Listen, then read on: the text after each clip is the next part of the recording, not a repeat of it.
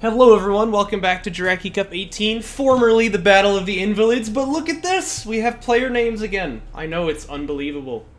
As always, A-Game8 comes in clutch, and once again, he's fixed things that DOK really should not have gotten wrong in the first place. Story of his life right there. Anyway, this is Groupstage C. We're gonna be watching WavyWatson here as the kind of purplish Savon. And on the other side, it's the default colors coalition, always a terrifying prospect to go up against. It's Frowg. Let's go ahead and check our info.txt. Actually, it's called README. What? What? What? Well, that's interesting. yeah, right? Like, you can't tell who is who. There's a new version of GE mod. I don't know if you're on Homeworld Universe, but it should be in mod releases, and it just kind of fixes things. 1.4.4.1, I think it's called. It's got some ridiculous name, because A-Game keeps having to make small changes to it to fix everything up. Anyway, the README doesn't say anything. It says float is high score. I don't know what that means, so... we're just gonna pretend that it doesn't exist. So I wonder who picked tight end passage, but I have no way of knowing. So that's too bad. No, I won't accept this. I can just look at the I can look at the announcement where I put the seating. WavyWatson is lower score than Frog, which means that Frog would have picked map. Okay, so Frog took this one. Oh yeah, man, you know it. We're getting real wavy out here. Ooh.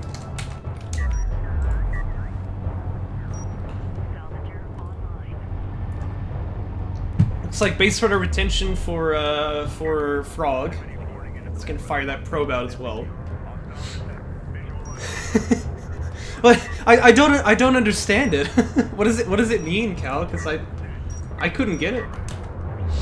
Anyway, base runner retention here for Frog. WavyWatson has retired it though, so that's gonna have his eco slightly ahead.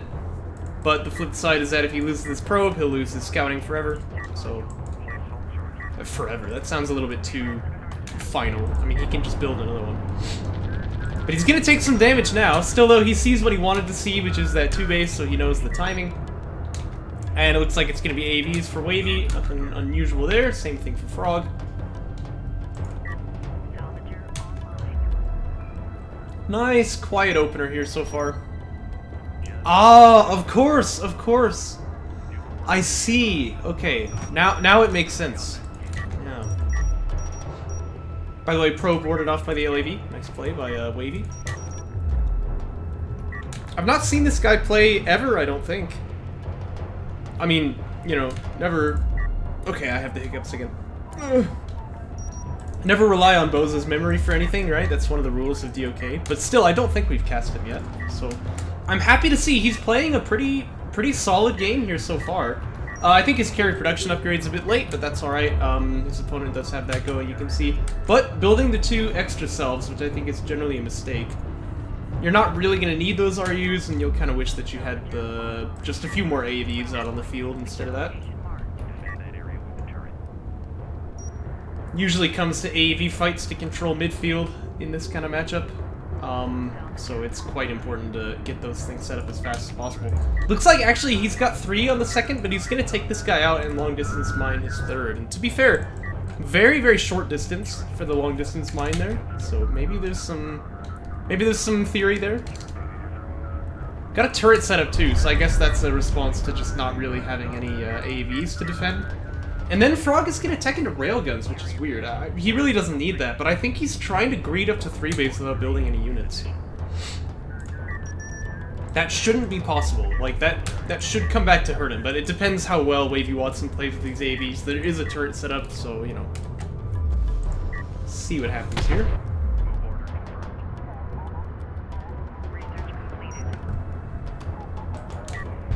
Probe gets killed.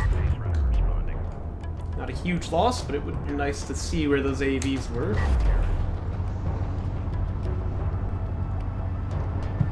And now finally we have some AVs being built here.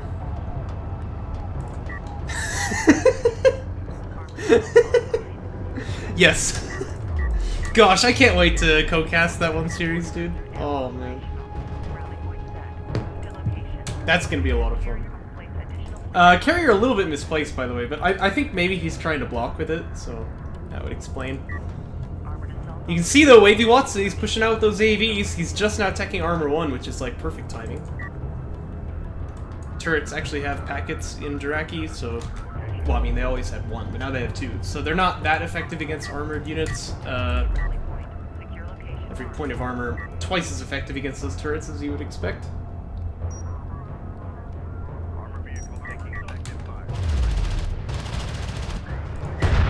And it's first blood! Actually, that's not, because I guess the probe went down earlier. But still, you know. Oh, I guess WavyWatson lost his probe too. I didn't notice that. But he's out of position, this Frog here. He wants to chase down these LAVs, but only now he realizes his base is completely undefended. Well, I say completely. There is the turret here, but still,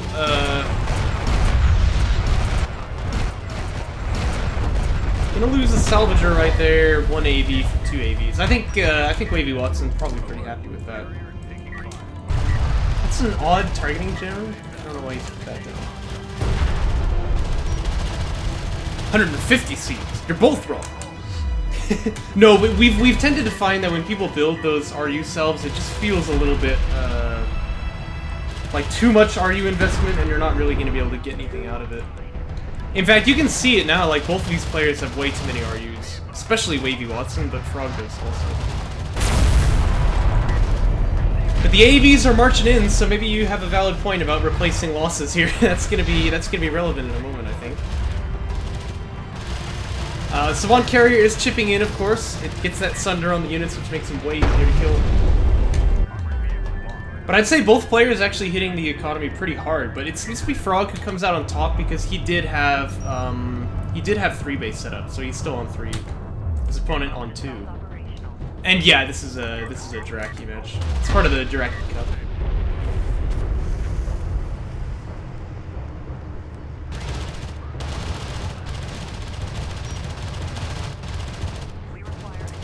Yes, I agree, yeah. It's just that early timing where you're getting those first AEVs out. People often build 2 RU selves because they have a bit of extra time, but then they find they don't have any money left in the bank, so you actually really want to skip those.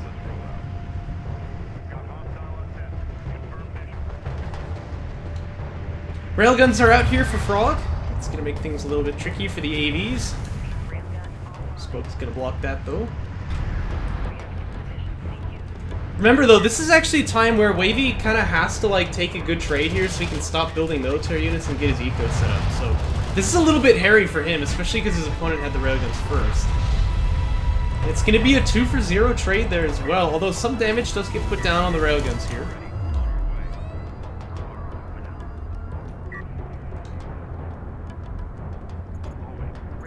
It looks like Mag Excel coming out first for Wavy. That's going to make a big difference in this fight. And there he goes, moving up onto 3 base. So now it's Frog who kind of has the onus to push here. But if he doesn't, the game just goes back to like even. It's not terrible for him, right? It's just it would be good if he does. He has a much bigger army, but he doesn't have that Mag Excel. So I think that he still can win this fight, but it's a little bit more tricky than it looks.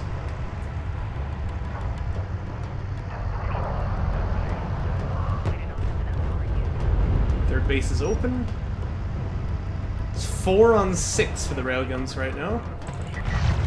And it's really going to be important that the rails target the other rails, but they're not. They're hitting AVs right now. Uh-oh.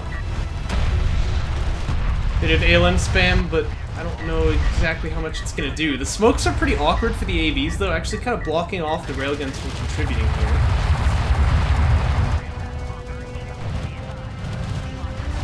And it looks like the AAV front line is going to melt away here, so that's actually pretty good for WavyWatson. But still, it's 6 on 2 now in the railgun count, so he definitely is going to be building more units at the moment. And you can see Frog, he's getting to that stage where he's got his 3rd SC, he's going to move his carrier out. If you've been watching Rendered Spy, you've seen a lot of moments where, like, even the Coalition player won't bring his carrier, he'll just bring a support trooper, and it seems to do better. But Frog is going to move his carrier out here to contribute. Oh, and that's high ground too. A little blue plus, it makes a big difference.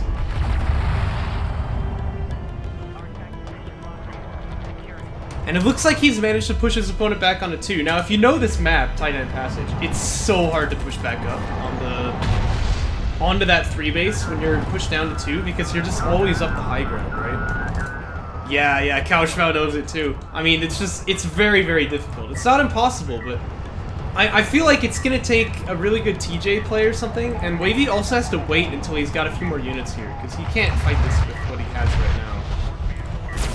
And again, TJ is available, so he needs to throw that, like, right now. 25% damage, 25% accuracy. So it makes a big difference. Of course, in Jaraci, the railguns don't really miss each other, so it's a bit less of a difference than it was in vanilla, but because that accuracy is making less of an impact. Also, the base runner went down, so no chance for TJ there. Ooh. Now, if you were Frog, you'd be mining off your opponent's third here, right? Also, I think he's floating CUs now, yeah, because he hasn't built these RE salves on second, so that's kind of funny. Oh, how the turntables, you know? Targeting salvagers here, doesn't want to be doing that. He's actually losing some rails now. Oh, it's still a very unfavorable units lost tab there for WavyWatson, though. Would actually make a pretty big difference just to power up like one of these repair systems here for Frog. Just, you know, top off these railguns when they get hurt. Never hurts.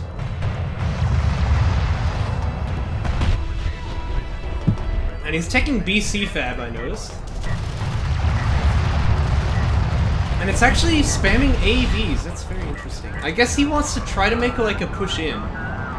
Risky, of course, because you know those ALMs can cause you problems.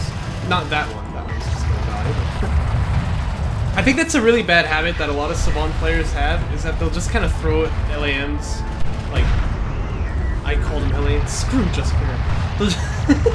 They'll just kind of throw ALMs out on the field, yeah, like this. That's not gonna do anything, right? It's just gonna die. So I think that's a very common mistake that we see Savon players make. And the AVs are marching in. Oh boy. If we still had that base runner, this would be a huge timing for like a targeting jammer. But the railguns are kiting pretty effectively. It looks like these AVs gonna have to back out. That's good news for WavyWatson. I'm not saying that gets him back in the game. I think he's still got some serious problems here, but definitely doesn't hurt. BC Fab's done though. We got one on the queue. LAVs as well. I don't agree with that. Yeah, it looks like he's gonna cancel them also. He doesn't agree either. Just because it's gonna be really hard to get anything done with these LAVs. Your opponent already has armor ups, right? So you need to take damage before you can really do anything with them.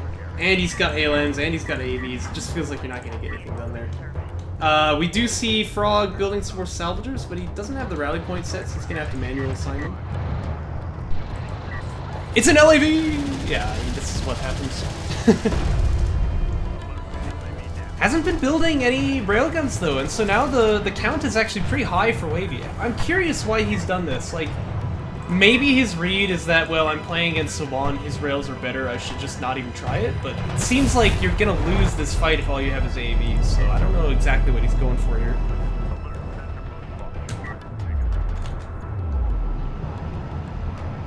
There's the first BC though. These things are powerful, right? They definitely are, but railguns are sort of the natural counter, you know, so I'm not sure how well it'll work. Now building a base runner would be super good, because TJs are just brutal for battle cruisers. Uh-oh, but the railguns get jumped on. Really good smokes there for the AVs, but they don't chase. And you can see that BC is so low now. It's gonna pop that smoke though, keeps it safe for now. AV's still just sitting idle here. You really feel like they could have killed all the railguns right then.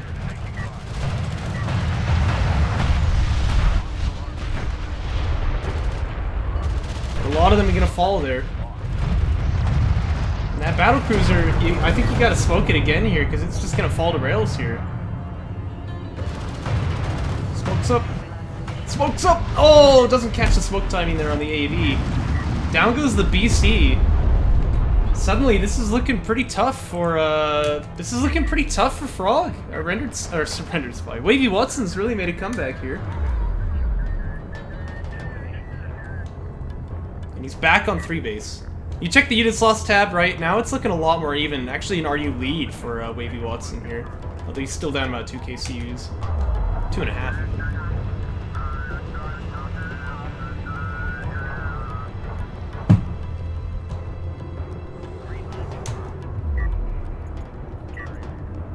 Still signs of armor ups. I mean, I really think that would be great to get the rail armor 2 and 3.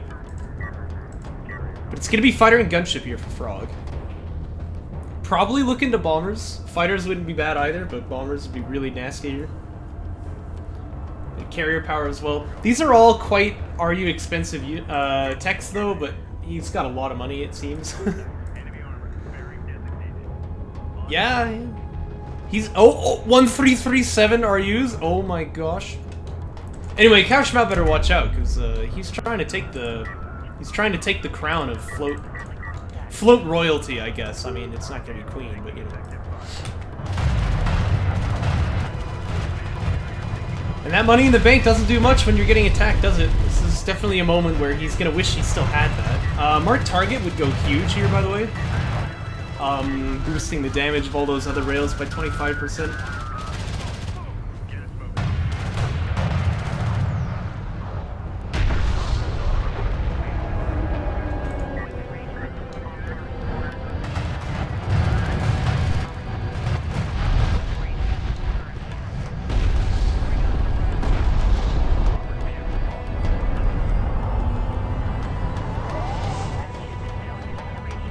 We actually have a gunship coming out. 2 gunships. Yeah, again, those armor upgrades would have been huge for WavyWatson here, because now he's going to get attacked by the gunships, and the gunships struggle quite a lot against armor.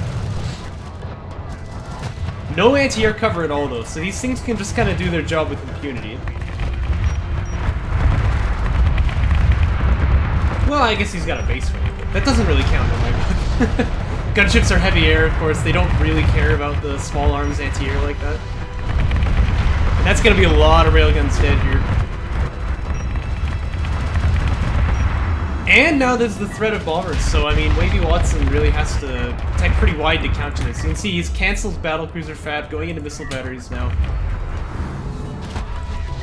Not quite the ammo to kill off that last railgun. It's unfortunate, but still, he got a lot of value down from that. AV's going to try to make the smoke up play here, but I don't think they can quite make it in. It's actually a turret killing in ALM. You don't see that every day.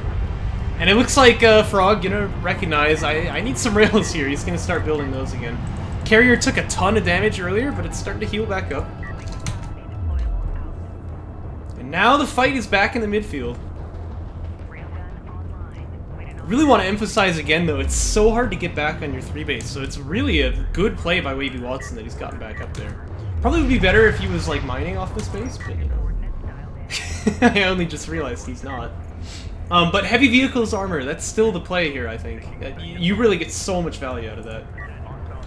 And do we have bombers? No, we don't. I think that the threat of bombers is still going to kind of be weighing on WavyWatson's mind here. He knows that they could come out, but they haven't been teched yet.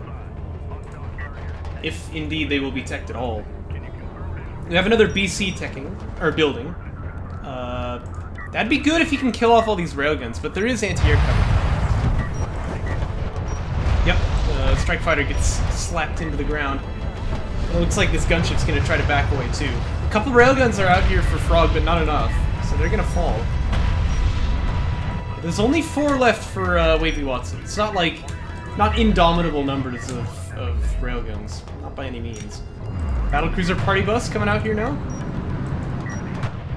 It's actually spawned in range of the railguns. That's huge. And the AV picks off the damage that the battlecruiser started. The gunships come in here, and the missile batteries are nowhere to be found. Oh, this is huge. Exactly the fight that Frowg was looking for. He's probably going to lose a gunship or 2 off the back of this, but I don't think he cares. He got what he needed. Now, you do want to watch out. Battlecruiser being sundered and then getting hit by AVs, it goes down faster than you expect. But still, this is kind of the kingmaker on the field right now until some more railguns come out. And if they pop out in range of that BC, it's going to be pretty sad. It's like he has to back away. So he's not dead yet. That's good. Also, it would be nice to get this SC healed up and it can heal the stray damage that third base took as well in the meantime.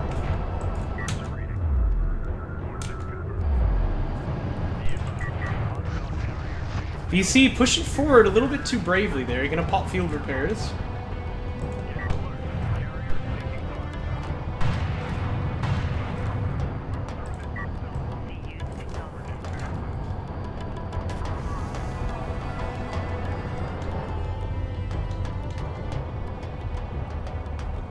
Looks like we've stalled out again for a little bit here. Carrier Systems 3 for Frowg. Again, he's trying to tech switch into LAVs, but I don't think you really want to do that. And I gotta say, rebuilding the gunship, that seems like a mistake too, because I think WavyWatson learned his lesson. He's not gonna let the anti-air stray too far from the railguns again. SC under fire here. It's in a lot of trouble. It's gonna die. Smoke was thrown at the BC. I think he thought it was coming there, but actually goes the other way. By the way, LAV is also quite susceptible to missile battery mortars too, so you have to keep that in mind. It's still no signs of armor too, but maybe he'll get it eventually.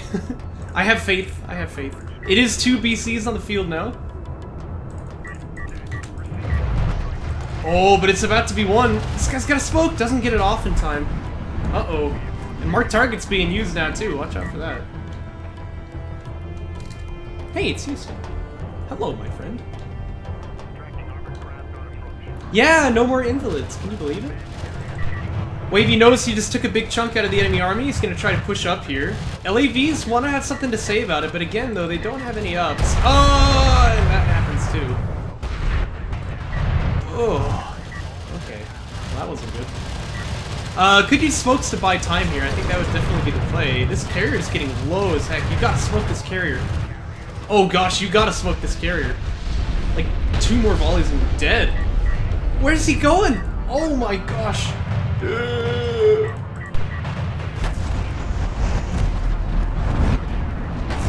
that was interesting.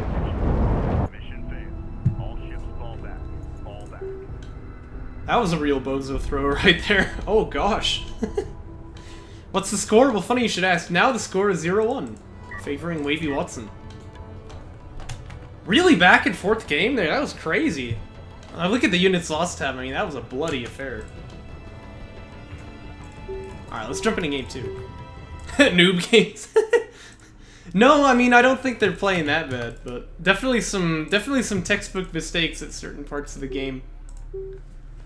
That was quite a carry to throw. Couldn't have done it better myself, you know?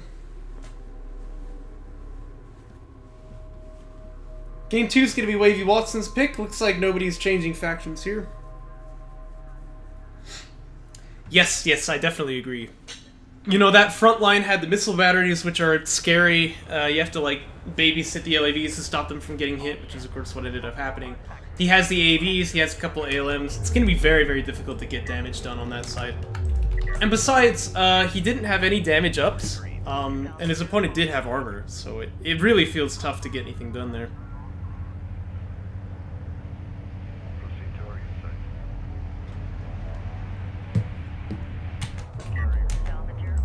That's true, yeah. I mean, he would have to just start leaving AAVs in the back, which distracts him from the front line. I think you're definitely right.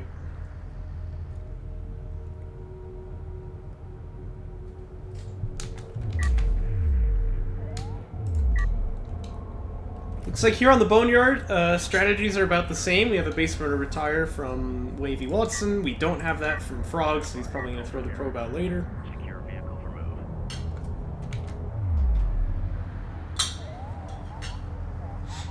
Yeah, that's a Jaraci thing, but it does a lot. It heals them like half of their HP.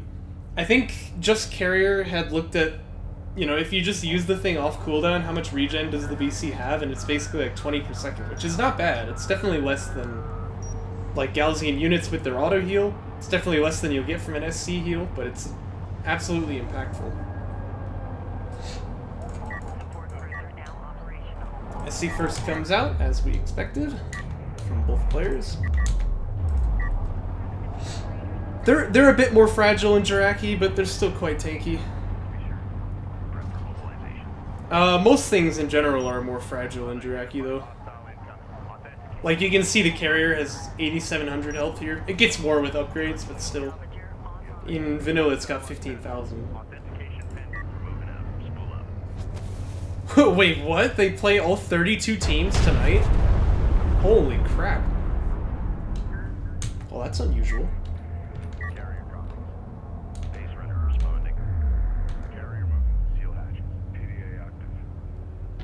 That's insane, man.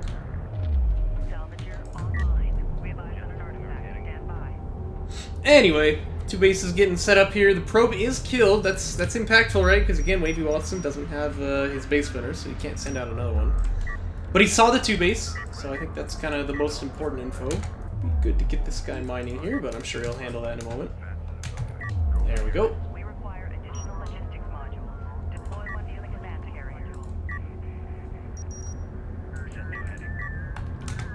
Probe gets tickled a little bit.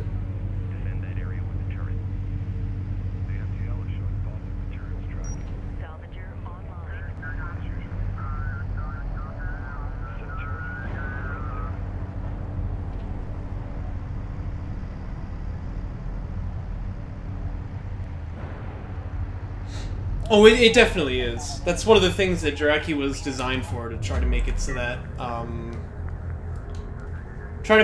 we didn't have a meta where, like, everyone just plays one faction. I think Soban is kind of a fan favorite, though. Like, people really like to play that faction, so you see it most of the time, but... By the way, it's another really greedy 3-base here for Frowg. And if I were him, I might actually send the SC over here, because the carrier often gets stuck in that spot, but...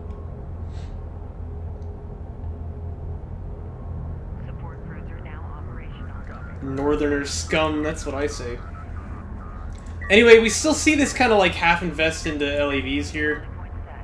So... doesn't usually get a whole lot done, but I mean, we'll see. Like, his opponent's playing really greedy. And again, we have that really early railgun fab. That's not very common. No, only if you're just carrier. I'd say the meta for sure is... like, if you're in... Oh, the meta in vanilla. Actually, yes, that is it. You go for AAVs first to get field control, try to take artifacts out, and then you just, like, rail spam and carrier power. The carrier power-ups are really cheap in vanilla. So you just want to get that nuke as fast as you can. If you're against Galzian, though, you just, like, spam LAVs in vanilla, because they're really, really strong.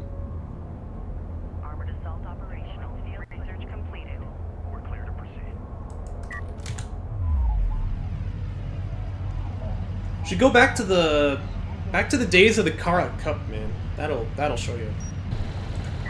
Watch games of like Garmulator versus Discara. Oh, those are good ones.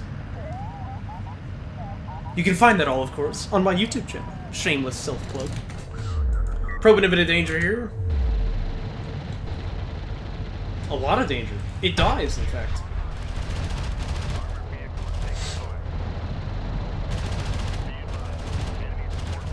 Yeah, but the LEVs actually do more damage, like, at close range in vanilla than the Sandskimmers do, which makes it really hard to use that range speed advantage. By the way, I'm keeping my eyes on this. This looks a little dangerous. Uh-oh, they're moving. No, don't move this way. Move this way. Move this way. Yes! Yes.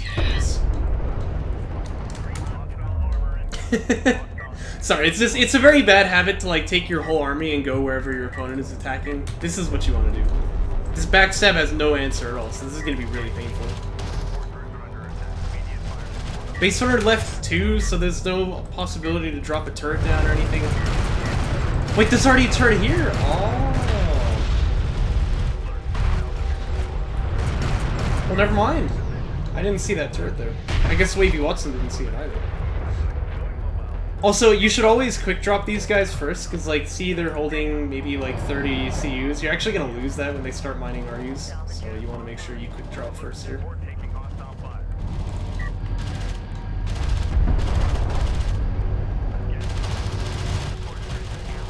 A little bit of high ground here, but doesn't look like it's gonna be enough. These AVs are brave though, man. They know no retreat.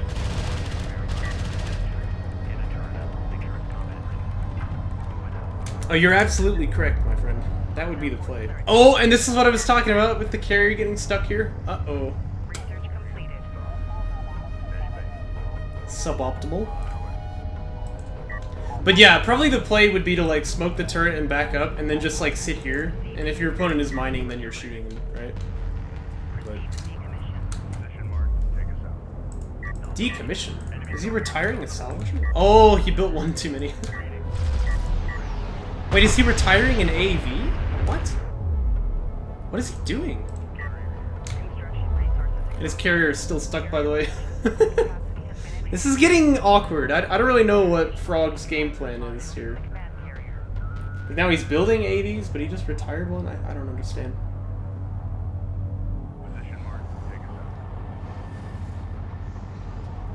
Okay, there we go. He's got his carrier unstuck. That's good.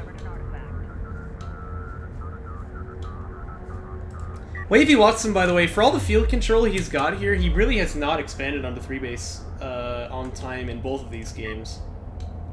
So that's gonna hurt him. His opponent just has so much more money. And if your opponent has more money, then, you know, even trades are losing trades. So now you have to really be, like, winning out on the field. And so far, I think he has been. I think he's been doing okay. But it would be best to just get that 3-base set up. Hey, speak of the devil, there he is. So I think he's getting his 3 set up. They do emotional damage? Yes, absolutely true. Oh, he's not been winning trades. Oh, dear. Well, never mind. Yeah, 3-base very important in this game. But he's gonna get it set up now, so better late than never. Probe is out here scouting, but he's taken some damage already. We do already have Magic Cell, and this time Heavy Vehicles 2 coming out, and the Missile Battery, so he knows to watch for the air transition.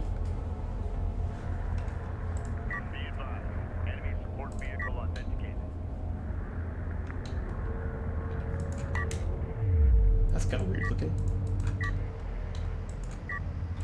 Well, you know, whatever works. Whatever works. He's gonna get his bases all set up here.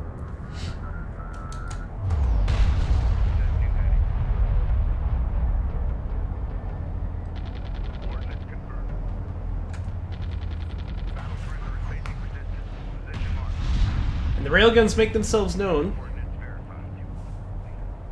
Again, it's rails versus BCs, and we saw this be really difficult for Frog to fight last game.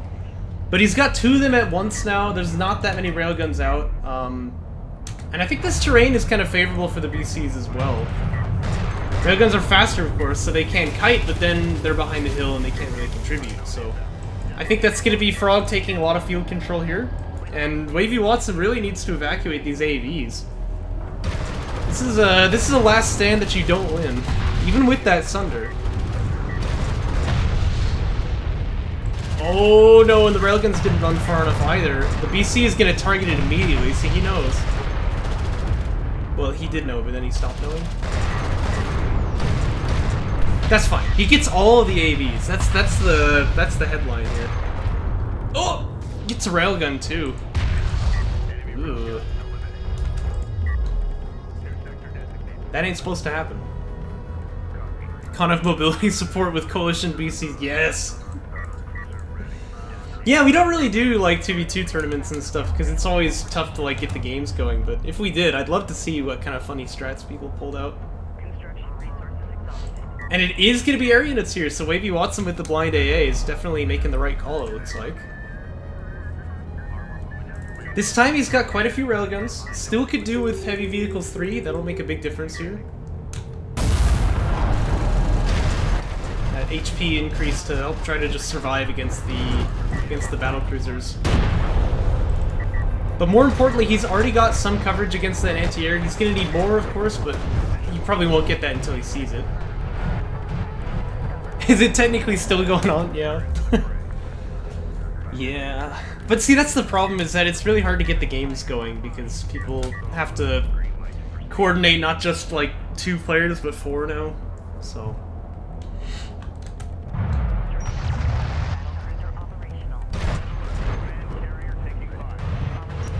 It's true, though. The air unit does do a lot for scouting. Yeah. But, like, as Coalition, you can do that already with the probe. And there's almost a thought that, like, maybe because you get air units, your opponent's not gonna let you have probes out anymore because they'll get anti-air like this. We've seen people do that sort of big brain, like, fake out your opponent, make it look like you're going air, but then you're not, and have them over-invest or something, but I don't think it really happens a lot.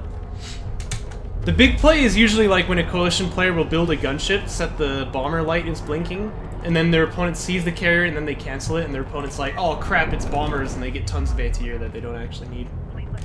By the way, very good positioning for these battlecruisers, right?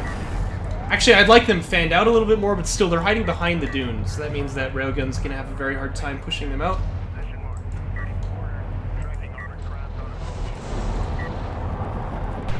You can't push on this, though, because the ALMs are actually very effective against these slow-moving units. Uh-oh, and he's getting seen from here as well. Needs to pop the smoke. Doesn't pop the smoke, so he's going to lose that one. Carrier in a little bit of jeopardy here, though, and the railguns are a bit out of position as well. Oh gosh, that carrier's in a lot of jeopardy, actually, now that I look at it. It's already down to, like, 5,000 HP.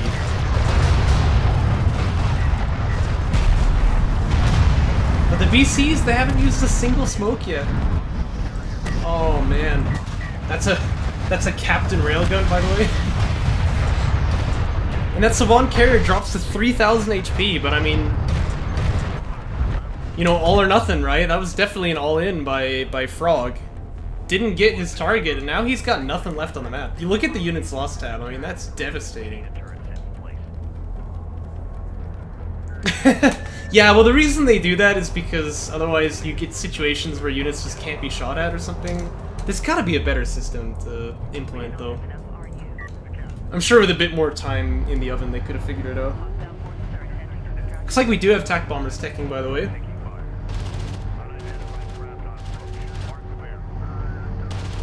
But I don't know about building more BCs here. I mean, they didn't really work for you just then. He almost killed the carrier, but you know what they say, close only counts in horseshoes and hand grenades, and now he's got nothing to speak for it. So rebuilding that army of BCs, I'm just not really convinced.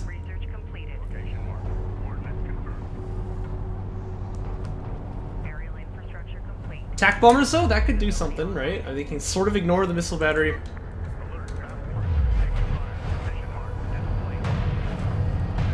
No, it's like, have you ever seen a situation where there's like a logistics module right here, let's say, and no matter where you put your unit, it just can't shoot it? Oh, ban that guy. Anyway, the reason that happens is because, the dune is technically covering it from all sides. You'd have to be like right on top of it to shoot it, but units can't shoot straight down, so... That's why they make the dunes curved a little bit rather than pointy, so that that sort of thing doesn't happen. But it results in units shooting through dunes. So. By the way, interesting SC placement. Strike Fighter's gonna go in here for damage on the railguns, and they'll get quite a few kills, but some of them will die in the process. Looks like just one, actually. That's not bad. Two, actually. Do I want to be famous? Not like that. Not like that.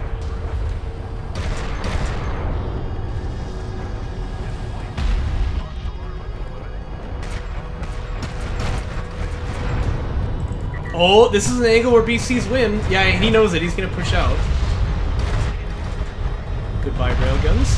Very good. Field repair is still available to get these guys all topped off, you know, that would be a good thing to do. I should note as well that we were seeing battlecruiser tech on the way for the Savant player, and they've hit the field now. And this is a very interesting fight, the Coalition BCs versus the Savant BCs, because Savant has more range, but the Coalition ones do a lot more DPS. So... Actually, it's funny, because you can see with the alpha damage, it looks like, oh, 300, 160, so Savant's better, but no, they just have such a higher fire rate, right?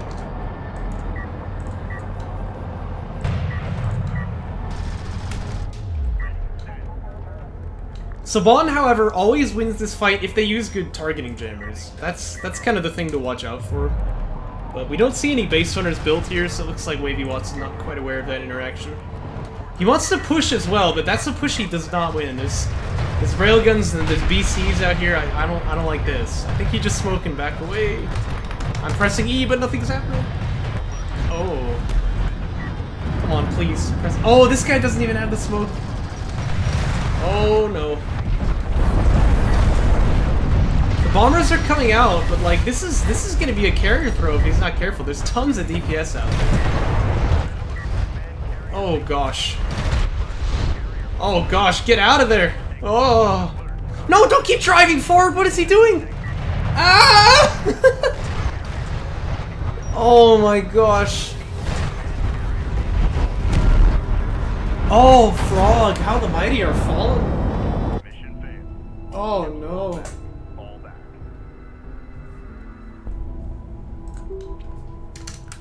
Well, I saw quite a few timings for WavyWatson to clean up in his games, but it's gonna be good enough to take out Frog, and that's no small feat. Really well played by him. I think both of those games. Game 1, of course, he started out so far behind and managed to claw it back. do you think perhaps that's the case? It could be, but like that's gotta be premature then. He still had chances in this game. Well, what an interesting fight. Thanks for watching, guys. I will catch you in the next one. But that's it for this replay. I don't know what I'm trying to say.